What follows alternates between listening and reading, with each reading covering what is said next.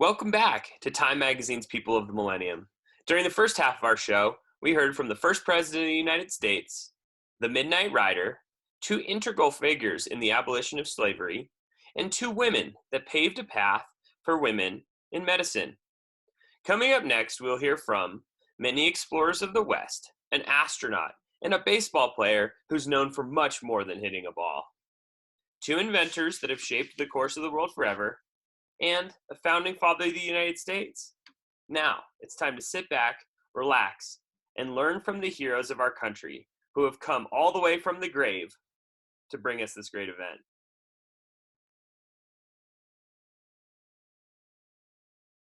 One. Starting the second half of our live coverage off of People in the Millennium, we have the king of the wild frontier, Davy Crockett. So, Mr. Crockett, we all want to know, how did you get the idea for your signature hat? The idea with my signature hat was I didn't really want to buy a hat, so I killed a coonskin. I was like, I should use this as a cap.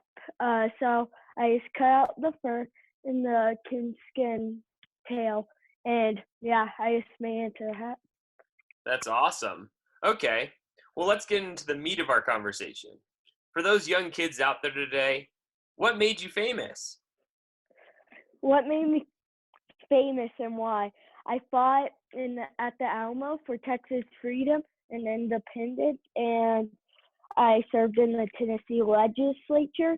I was famous, and I was also famous because of my coonskin hat and my gun called Sweet Betsy. So, yeah. And I wrote a book about myself, too. That's awesome, Davey. That's great to hear. So, how would history have been different without you? Well, in the Tennessee, I served in the Tennessee legislature, and if I weren't there, I would have made all of those great changes I did. So, yeah. What kind And of changes did you maybe make? like changes about like laws and like about like debts and stuff, and yeah, stuff like Okay, that. okay. So, Mr. Crockett, you've lived a fascinating and successful life. But what are some challenges you experienced along the way? Some of the challenges I experienced on the way was I ran away when I was 13 and without getting any education, and also I had to pay off debt throughout my life. Ah, okay. Well, finally, Mr. Crockett, can you explain to us how you were not afraid to be different in the I sense? wasn't afraid to be different because I thought tuxedos were like they're like really nice clothes or stupid, so I didn't really care what they think, and I just put all of my hunting clothes with my leather and stuff. Nice. So you just wore your leather clothes and your hat to the Senate in Tennessee? Yeah. And that was Well, different. sometimes I didn't. Sometimes I wore like somewhat nice clothes, but yeah, sometimes I just wear like my plain normal outfit.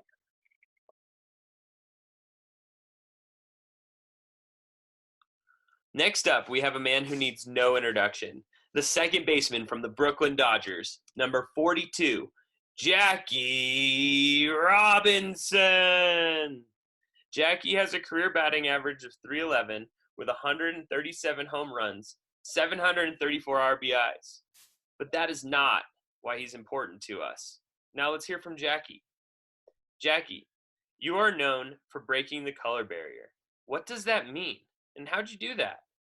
Well, I'm so glad you asked that. Because back in the 40s, everything was segregated.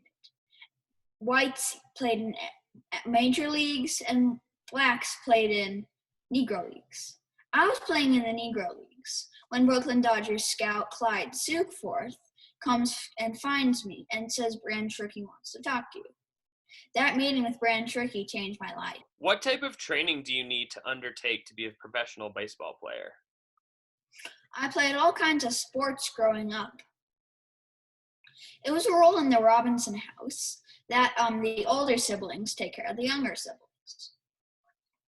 My sister Willa May took care of me. When she went to school, she'd put me in the sandbox and outside her room, so when they'd come out for recess, I could play with them. Even though I was 3, everyone wanted me on their team. They'd give me their cookies, their snacks, their lunch, just so I'd be on their team. Once I recall making a soccer team and challenging the 6th grade soccer team and actually beating them. Once I grew up, I went to PJC, Pasadena Junior College, and UCLA. I was the first UCLA student to letter in 4 sports: baseball, basketball, football, and track. After that, I decided to get some money, so I played 1 season with the Honolulu Bears. When I was on my way back to the mainland, the bombing of Pearl Harbor happened. So I decided to join the Army. After a few months in the Army, I had a discharge because of a bad ankle injury, and heard the Kansas City Monarchs, a Negro League team, was looking for players. So Jackie, what was it like being the first African American baseball player in the majors? Super hard, but in the end, very successful. Nobody wanted me there except for Branch Rickey. When I walked into Branch Rickey's office that day, I ended up signing the contract. He told me many of the fans would be hostile toward us. He told me I could not say anything or do anything back. Just keep my eye on the ball. I told him, "Are you looking for a black person who's afraid to fight back?" "No," he told me. "I'm looking for a black ball player who has enough guts not to fight back." That was very hard. One day, all the fans hated me. Everyone hated me. The other team hated me, except for Branch Rickey. Everyone hated me. Except one day, I was getting heckled over on second base when my fellow shortstop, Pee Wee Reese, came over and put his arm around me. He told the fans and me, "This man is my friend. I am standing by him." And it was the first part in my life I actually felt part of a team. Mr. Robinson, what was life like for you after baseball? After baseball, I heard the Brooklyn Dodgers were moving to LA, so I announced my retirement. After baseball, me and my wife decided to keep fighting for civil rights. So we opened a chock full of nuts coffee shop in New York, and all the money we made there went to civil rights. After that, we marched with Martin Luther King Jr. as a final stand for civil rights. Awesome. Well, Jackie, this is the last question I have for you today. What are some of the things you would like to tell the kids about fighting for what you believe in? Well, I want to say get back up.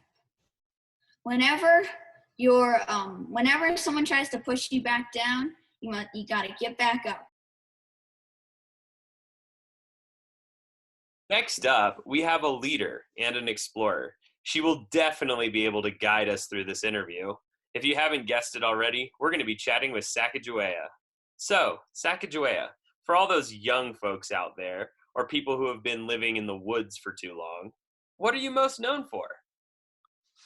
What I am most known for is making Lewis and Clark's journey to the Pacific Ocean successful. In 1803, President Thomas Jefferson assigned a mission to Lewis and Clark. Their mission was to find a new water route to the Pacific Ocean. They needed me because I could speak with the Native Americans along the way.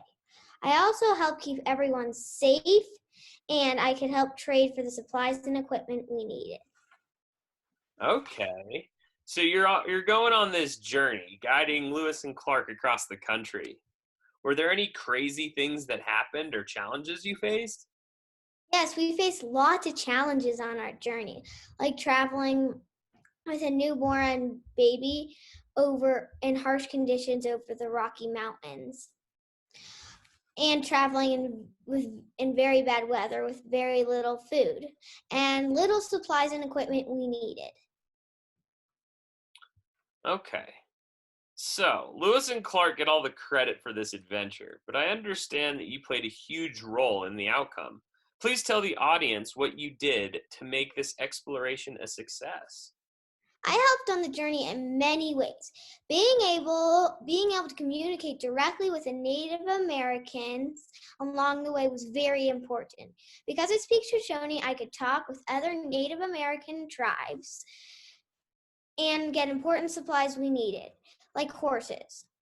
I taught Lewis and Clark about the Native Americans, the plants, the animals, and the land. That's awesome. Wow, they should be very grateful for you. Okay, now that we know more about you, who did you like more, Lewis or Clark, and why? I like Lewis better because he went ahead with me on the journey. Okay, awesome. So is there anything else you wanted to share with the audience that we might not know about you?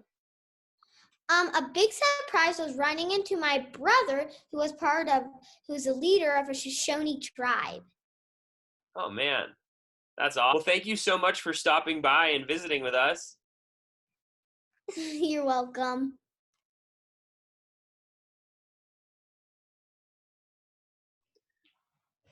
It is my pleasure to welcome our next guest, a man who needs little introduction to canyon travelers. A professor, a soldier, a geologist, and an explorer. There's even a lake named after him, John Wesley Powell. So, John, why are you so famous that you have a lake named after you?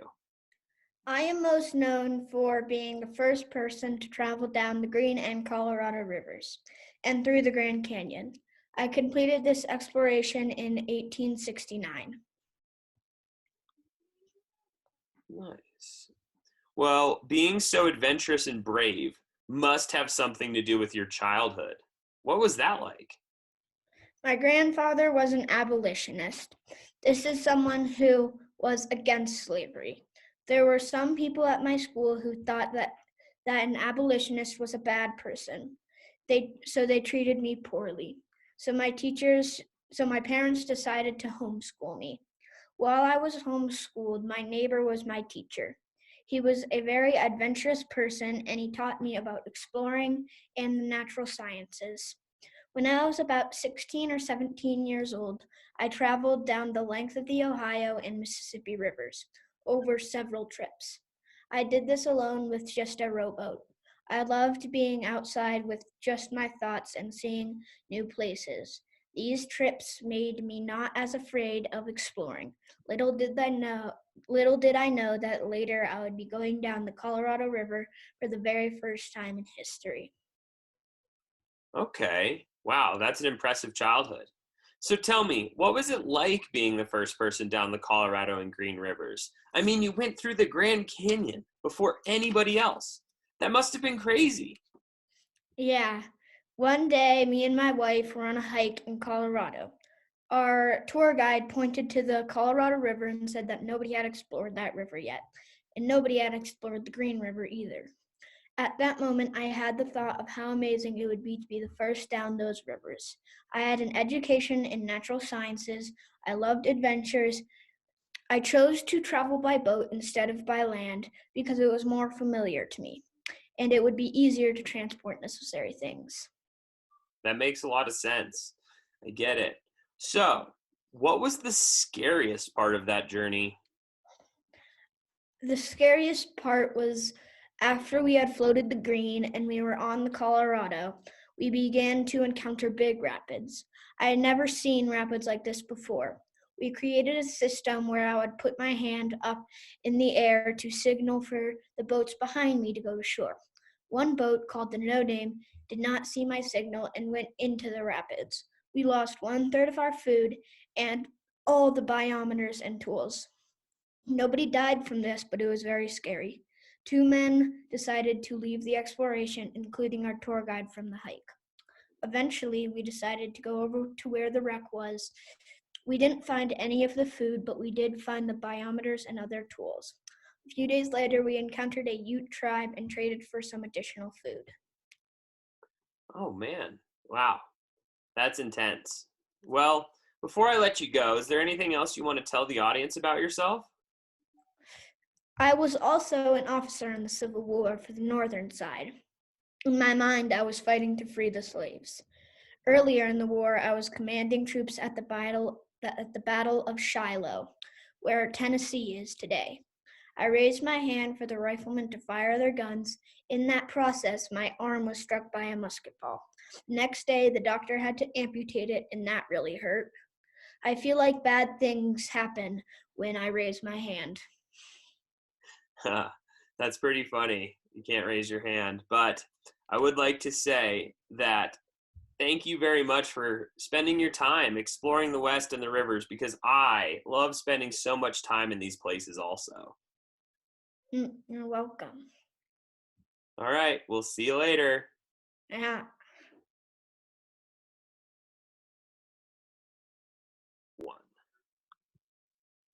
Our next guest is the man responsible for the assembly line and for making the best American cars and trucks. Without further ado, let's all welcome Henry Ford. Okay, so let's get into it, Mr. Ford. What were some of the main challenges you faced in your life on your path to greatness? One of the main challenges was finding funding to produce the quadricycle. I overcame this by finding Alexander Malcolmson. His investment allowed me to produce the Model A. Second, another challenge I had in my life was that I had a stroke and died at age 83.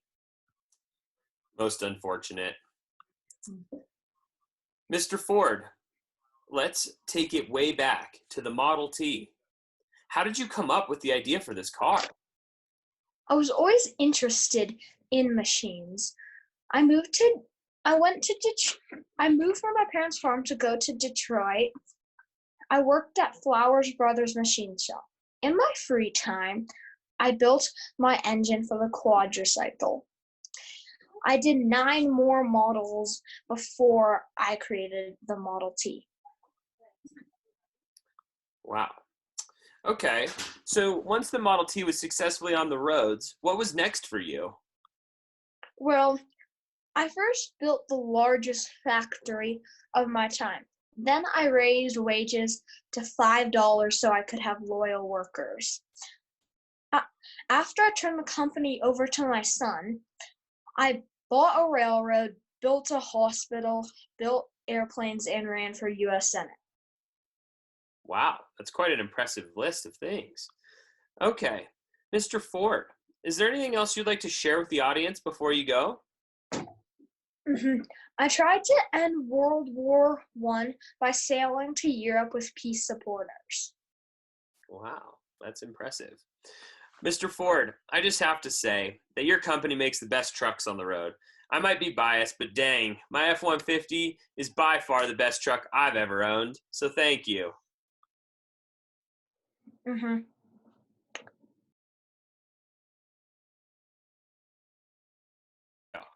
All right. Our next guest is an American statesman, diplomat, lawyer, philosopher, and most importantly, a founding father of our country. Let's put our hands together for Thomas Jefferson. Thank you. So, Mr. Jefferson, you clearly have an impressive resume, but what would you say you're best known for? I'm most known for being the 3rd President of the United States, and I also wrote the Declaration of Independence, which helped me get into powerful positions like Vice President. Wow, that's impressive. Does someone as important as you get to be on money? Yes, I am on the $2 bill, signing the Declaration of Independence. More importantly, I started the money system that we still use today, called the decimal system. Wow, I can't believe you started the decimal system. That's awesome. Well, rumor has it that you're an avid reader. Why was reading so important to your life? I cannot live without books. I've always found books a necessary of life. books helped me get into places where I am today. Like, I read books about government, politics, law, and history. Nice. Okay, well, before we let you go, is there anything else you'd like to share with the audience? I want everyone to do their part in the U.S. to make the U.S. a good country. Awesome. That's great advice, Thomas Jefferson. Thanks.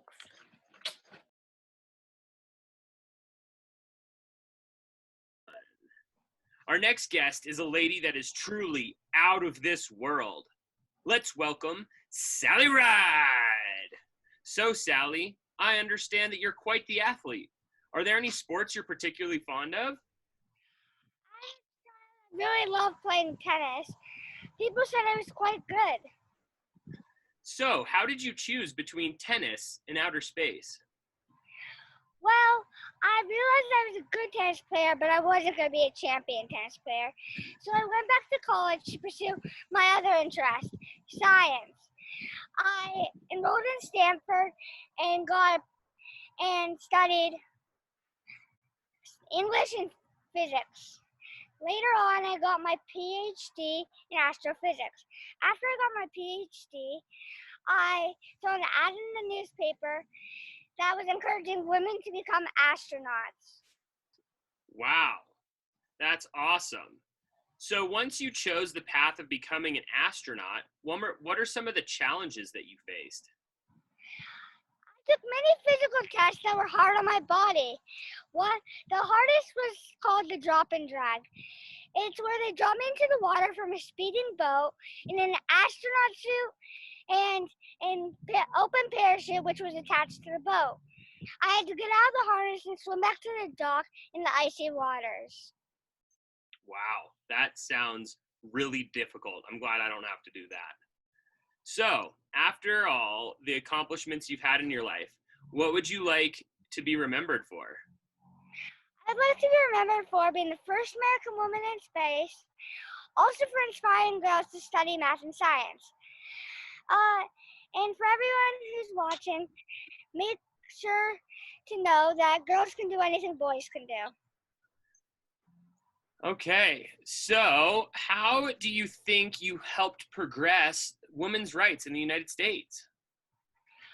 Like I say, stars don't look bigger, they look brighter, which kind of means if you're the biggest person in the world, doesn't mean you accomplish the most things. I think that, like I said earlier, girls can do anything boys can do. That's awesome. All right, this is the last question I have for you today. What is something that you would like to tell young girls today who would like to be astronauts? Follow your dreams is what I'd like to say. That's awesome. So thank you so much, Sally Ride. It's amazing that you're out there standing in Houston right by NASA. That's wonderful. See you in outer space, possibly. All right. Go. All right. Our final guest on the Time Magazine's People of the Millennium is an extremely bright human from Milan, Ohio, the famous American inventor and businessman, Thomas Edison. So, Mr. Edison, some of the viewers back home might still be in the dark on who you are. Can you tell them why you're famous? I'm famous for my inventions, some of which include the light bulb, the phonograph, the motion picture camera, the telegraph, and so on.